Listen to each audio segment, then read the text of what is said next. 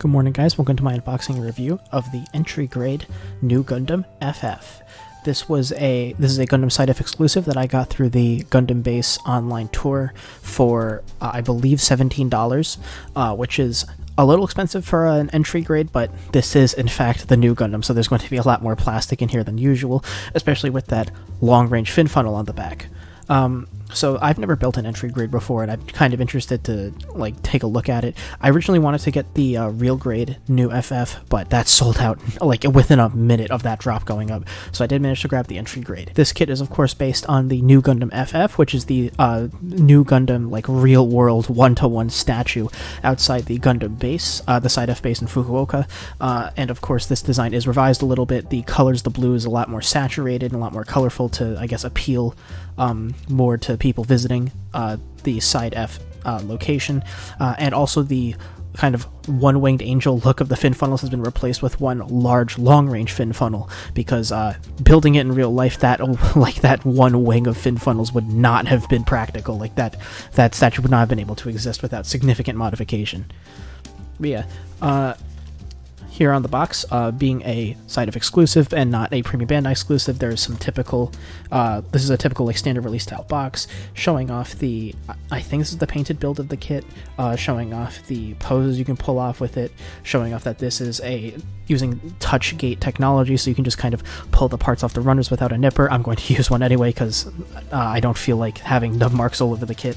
And of course the stickers with this stylized multicolor kind of like Amuro Ray unicorn sticker, as opposed to the standard red one that you would see on the normal Nu Gundam. And then on the other side is information about the Gundam Park and Gundam Side F. So all that out of the way, let's get right into it.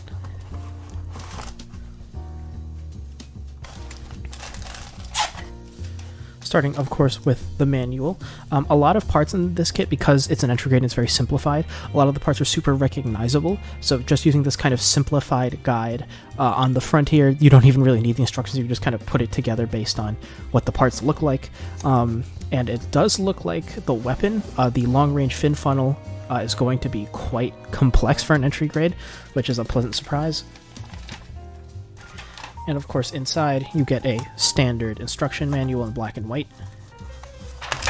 So yeah, as you can see, the build process is very streamlined and simple, being an entry grade, being designed for beginners to the hobby.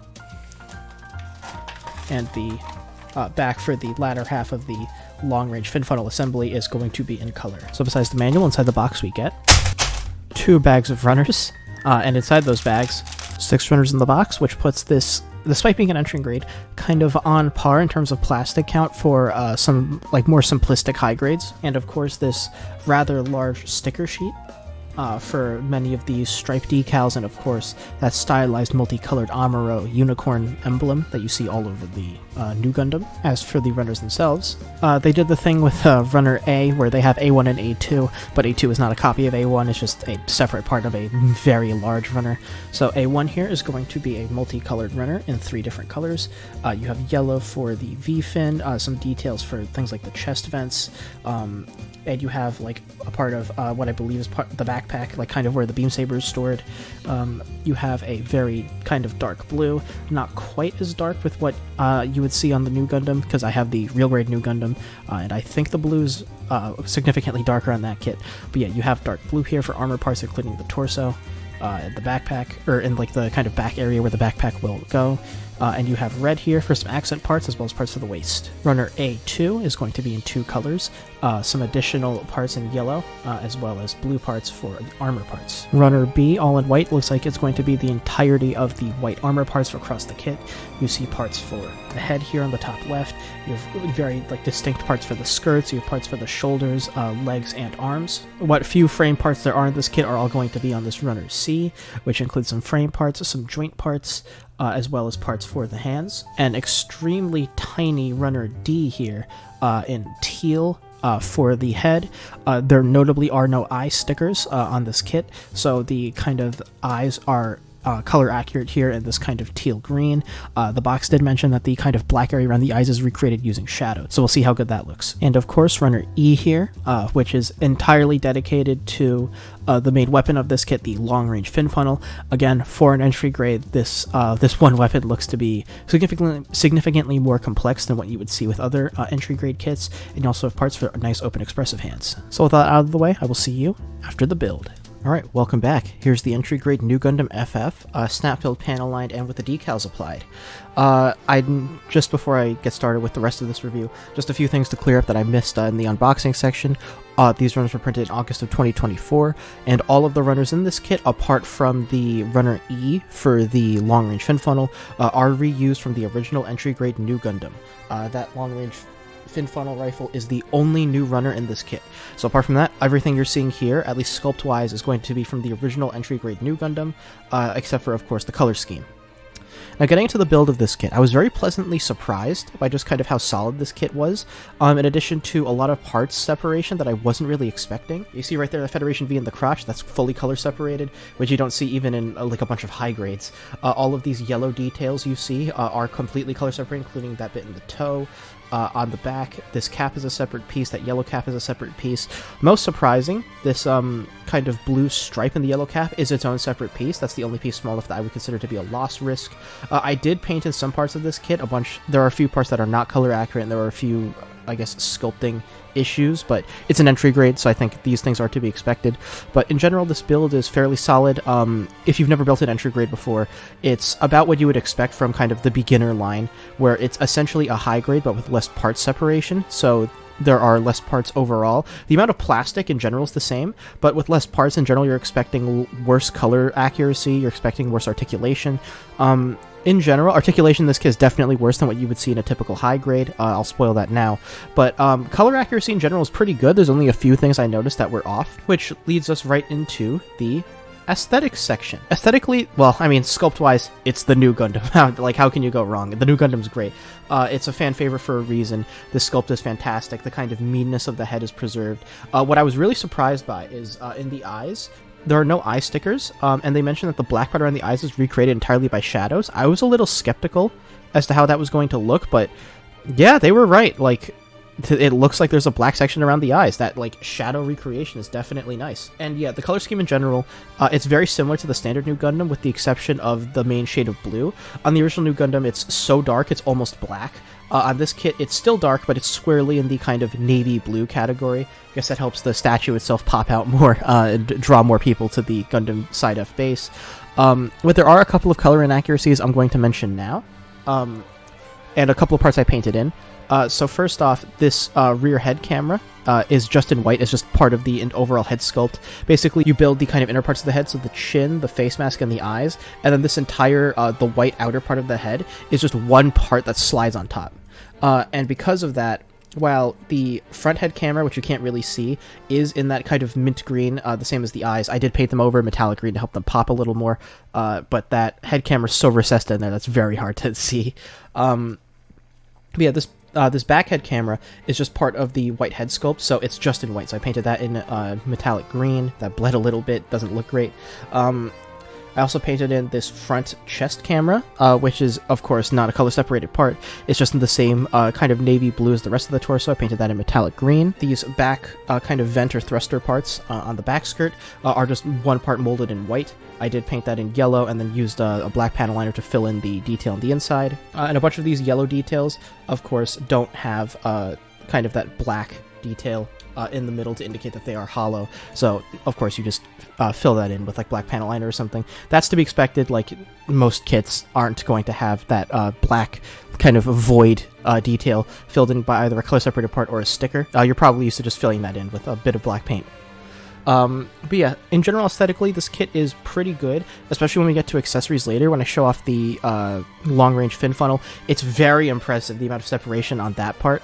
There are no color-correcting stickers on this kit. On the mobile suit itself, there are a couple of kind of red stripe parts on the long-range fin funnel, and some navy blue parts. which is a little bit of a shame, but again, it's an entry grade, it's to be expected. So getting into a quick size comparison. So of course, here's the entry grade Nu Gundam next to a standard size high grade, being the high grade Blue Destiny Unit 1, and a standard size master grade, being the master grade Jib Sniper 2 White Dingo team. As you can see, it's the Nu Gundam, and being in 1/144th scale, the Nu Gundam is quite a tall machine, so it is going to stand kind of in between the standard high grade and master grade, so keep that in mind when you're figuring out a spot to put on the shelf, and keep in mind that you will need some extra vertical space, and if you're posing at firing the long-range fin funnel, you need a lot of horizontal space because that funnel is bigger than the Gundam itself, which you'll see in just a moment. So here's the entry-grade high Nu Gundam FF with everything it comes with. As you can see, this is a very kind of sparse list of accessories. If the standard entry-grade Nu Gundam has this kit be anywhere, it is going to be in the accessories, because that kit, I believe it comes with the standard Nu Gundam loadout, kind of beam rifle, the iconic Nu Gundam shield, the hybrid bazooka, and of course that full array of fin funnels. So starting as usual with the hand options, of course on this kit you're going to have the usual 1/144 scale holding hands, in addition to these very nice open expressive hands. Not much to say here, other than these do not come with their own backs for the hands. You will need to swap them off of the holding hands. You of course get some adapter parts for mounting the long-range fin funnel, either at firing mode or at handheld mode onto the Nu Gundam. And one of the adapters to just mount it onto the back standard is just on the fin funnel right now. And speaking of the fin funnel, here is the star of the show, the main weapon of this kit, the long-range fin funnel. This kit, as you can see, it pretty much got an entire runner all to itself, so it has a surprising amount of kind of part separation and detailing, but there are a number of color correcting stickers on this weapon. All of the navy blue parts you see on the top here are all color correcting stickers. These red stripes on the bottom, those are all color correcting stickers, and as you can see, they don't really fit right because you do have to kind of mold them around different ledges and various geometry details, which won't look the greatest.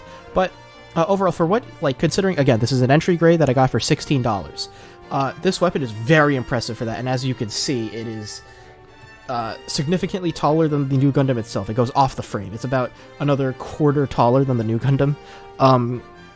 But yeah, extremely impressive weapon. This is definitely going to be what, besides the, of course, the overall height of the Nu Gundam, what's going to give it all of its shelf presence.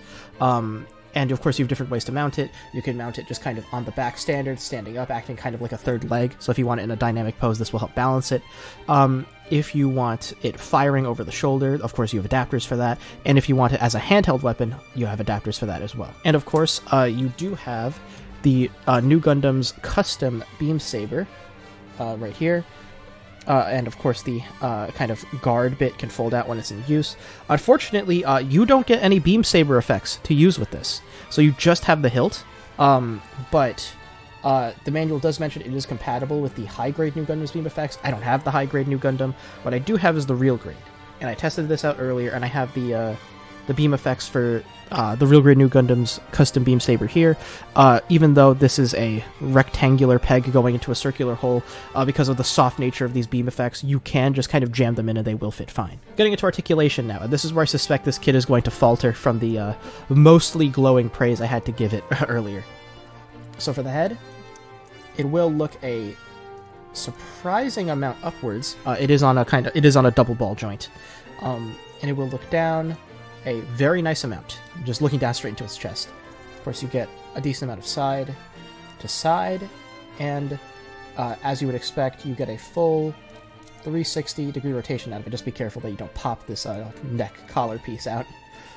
For the shoulders, then, the shoulders are just, they have their own ball joint sticking into the torso. There is no kind of receptor for them, so there's no polycap or anything. It's just kind of floating there in this little square hole, so it will swing back a little bit and forward a little bit, nothing too impressive.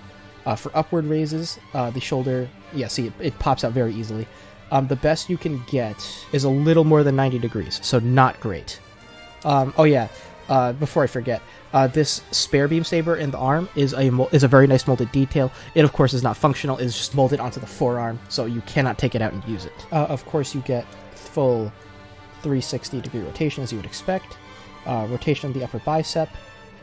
Single joint in the elbow will give you only a little more than 90-degree bend. A little disappointing, but it's an entry grade. Limitations were expected here. And of course, the wrist is on a ball joint that will do ball joint things. Just be careful because the ball is fairly deep in the socket, so it won't be doing all that much rotation without popping out. For the torso then, there is a bunch of separation here in the torso, so you do get some decent, like for example, side to side crunch. For a forward crunch, you will get a fairly decent downward look, and a alright backwards look, which again, I'm more than fine with. You saw how bit large that fin funnel was. You really don't want it to have too much articulation going back. The backpack here, there's not much articulation to speak of. Of course, the beam saber is just kind of in here. On the real grade, you would be able to rotate it, like this whole yellow assembly would rotate. On this kit, the entry grade, it does not. For skirts then, of course, the back skirt is fixed in place.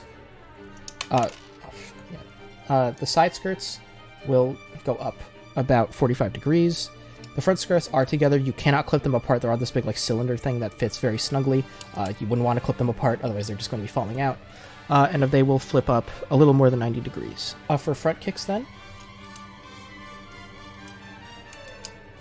the leg will get a little more than 90 degrees. For side raises, you will get a little more than 45 degrees before it pops off the ball joint.